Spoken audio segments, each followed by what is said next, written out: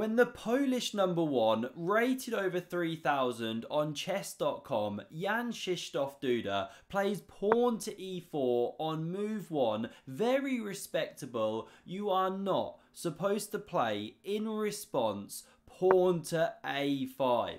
Disrespect levels off the chart. This I like to call the reverse plough, with pawn h4 being a pure plough. How can he be doing this against the world's elite? Well, somehow we don't just get a game here, we get a phenomenal contest with an insane finish. 92 moves of pure gold. But first, a big thank you to the sponsors of this video, Surfshark. This is Surfshark, the VPN or virtual private network you never realized you needed in your life. Why? Because you can connect to any country in the world as if you were there, and it opens endless possibilities. Here's the classic one that everyone loves, right? If you're watching Netflix or any of your other favorite entertainment hubs, you can then get all the latest shows, TVs, films, all that stuff as if you were in the country where that's being streamed. So you'll never miss a beat.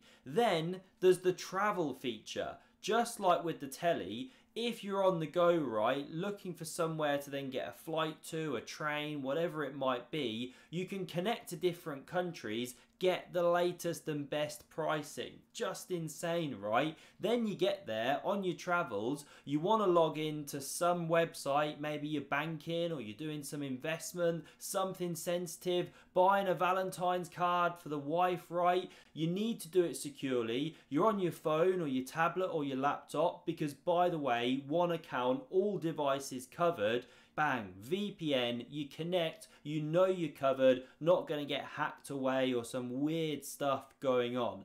And here comes the deal, right? Surfshark are offering 3 months free when you sign up using the code EPICCHESS at checkout. What a deal. Check out the link in the description below and secure your privacy today with Surfshark. So we're cracking on with the show here. Duda goes knight c3. This is a Title Tuesday game. Speed Chess 2023, an absolute classic. e6 from Magnus.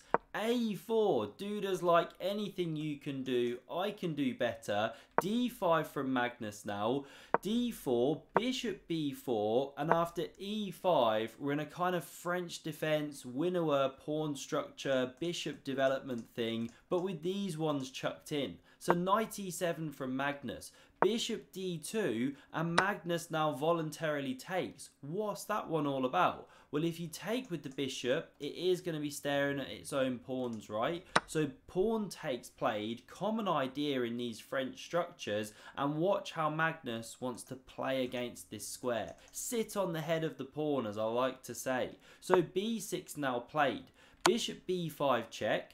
The knight develops here. Queen e2, keeping an eye on bishop a6. So bishop b7 played, and h4. Duda getting the plough out of his own. Snow ploughing down the board. Queen c8 from Magnus, again thinking about bishop a6 potentially. So queen g4, eyeballs g7, knight f5 covers, and after this bishop drops back, pressuring the knight. Great play by Magnus. He doesn't go g6, walk into h5, huge expansion for white. He goes h5 himself. Look at the symmetry on both sides of the board. Pincer movement, beaver's claws, right? So the queen drops back, and again, no g6, so classic of Magnus's style. Bishop a6. He gives up a pawn here. Why is he doing it? Well, he's now created this monster bishop on the light squares, giving counterplay.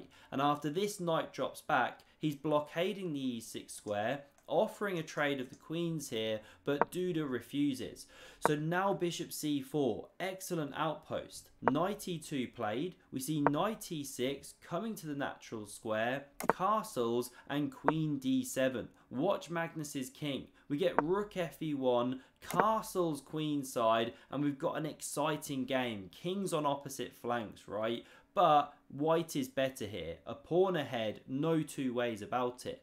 So knight g3 played. The pawn's pressured. G6 covers, knight F1, maneuvering, and now always play king B8 unless you're playing Kramnik, right? Now, okay, a move which totally puzzled me. What kind of useful move would you make in this position? Of course, king b7. I mean, it's like automatic for any strong player. So bishop g5 played by Duda. We're not going to go down rabbit holes. We're sticking with the moves. The bishop pressuring the rook. So knight takes from Magnus. Pawn recaptures. Duda with this great space advantage. Clamp down here. Terrible backwards pawns everywhere for Magnus. So bishop takes on f1 now. Why would Magnus give that great bishop? Well, this knight was about to start maneuvering. Knights generally do great in closed structures. So Magnus chops it off. Now he gets his own h-pawn running. And now look at this. Wendy the white queen, desperate to hang out with Betty, the black queen, and Betty's like, nah.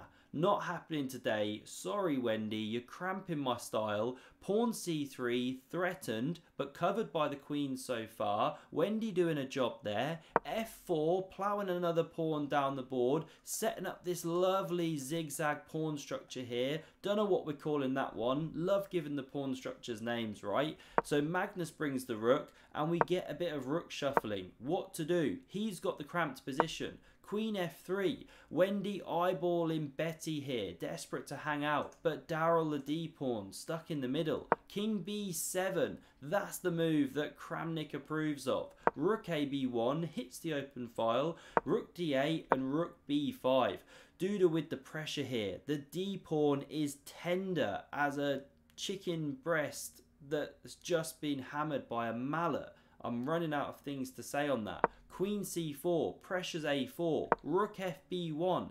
Now we get king a7. Why did Magnus take the pawn, by the way? Well, then this pawn drops, and this is better for white. You're exposing the king.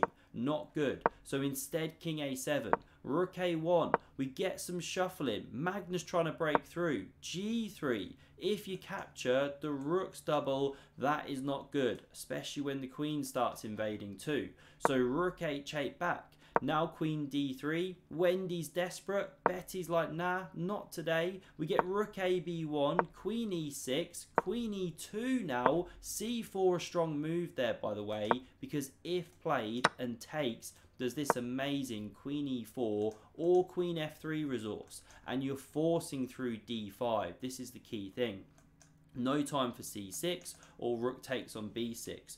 Great concept, but missed. Queen e2. So queen c6 played, pressuring the pawn. The rook covers down here. This rook shuffling along. We get a few more rook moves right. It's a long game, very shuffly. Obviously Wendy's desperate. Betty's like, nah, you cramped my style at bingo. Don't want to hang out. c4 still a strong move, but this time rook g1. Queen g4. Here Betty trying to sneak in. So Wendy covers. We get rook b to e8. Now this rook coming back to the file here. Lots of shuffling, and it's actually Magnus who very soon initiates a change in the play, a change in the structure. If you take on h3, now you're going to drop c2. So the queen covers, rook c4, and this is where Magnus is now switching up the game, right? Pressuring a4, but Duda's got a great tactical shot, which he finds on seconds. He's down to 2 seconds now. Well done if you can spot the best move for white here. Not an easy one. It's rook takes on d5, removing the defender of this rook. So after Magnus takes, then this one drops. You've just won another pawn, but Magnus has got this move. But hang on a second, rook e2. What are you doing here? Because if the queen moves away from the attack, say you go to c1, you're dropping an entire rook. But Magnus hanging on by the skin of his teeth with this move, rook takes on d4. That one's incredible. Only way to stay in the game. If pawn captures, you lose your queen. If instead we get queen takes queen here, well then you take this queen here. This is the point that Magnus is making. Are there any more moves to analyse? What happens if you move the queen? Well then okay, game goes on, queen takes on c3, you're doing great. So we see queen takes on c7 played, with check, winning a pawn. Now this queen's captured. Duda's got the better of it in the end game because Magnus goes wrong here, should go rook c5 to prevent f5, you know, then you can take this pawn, that kind of thing. But he captures on c3, allowing f5, king d7 best, but Magnus takes. The white rook getting so active here. King d7, the rook takes with check. King e6, g6, the pawn's running, white's doing great, Magnus desperately comes back, in marches the king, Magnus slides over, pushing his own pawns, but look at this, the g pawn running, rook f8, a huge threat, so Magnus comes to g8, you can already play, no not now, you have to go king g6, cover the pawn, but now after king d4, you can already play rook f8. But Duda chucks in this one, not necessary, but okay, played.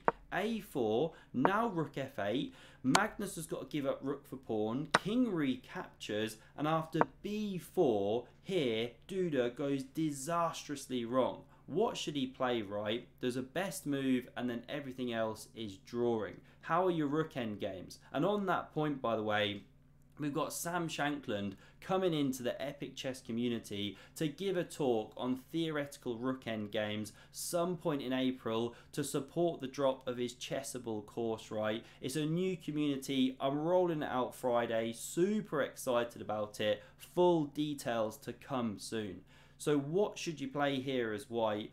Well, the move is not g5 as Duda played, but rook a8. Come behind the pawn. Obviously, you then push. But now, when the pawn on the g file pushes, black's not in time. You know, this is a sample line. Sure, you run your pawn through here, but white takes, and then you're not in time. You come back around. This is a sample line. You eventually corral the king in a mating net. Mate is threatened here, so if you mate the queen, you get checkmated. Knight to cover, but then you can just set the mate up in a different way. Long line, but rook a8 winning move.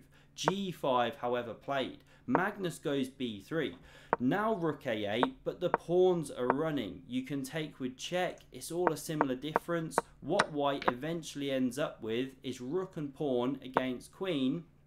But this isn't so easy. Magnus starts pressuring. They're both low on time. He's playing a few checks in just a moment, running the king around. And what happens here is just incredible. How have we reached this position? Magnus was dead to rights, playing rubbish in the opening. Suddenly he's running the king around. We get to this position, move 91. Magnus goes queen c1 check after this bad move of Duda's wasn't best, but they were so low on time, and here Duda loses on time in a lost position, because say you go king g4, very natural, then you can check from the g file. If you step to the f file, well, queen f1 wins the unprotected rook.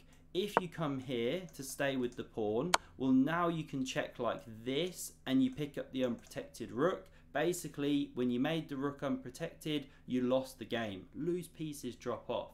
Just an incredible battle there between Magnus and Duda.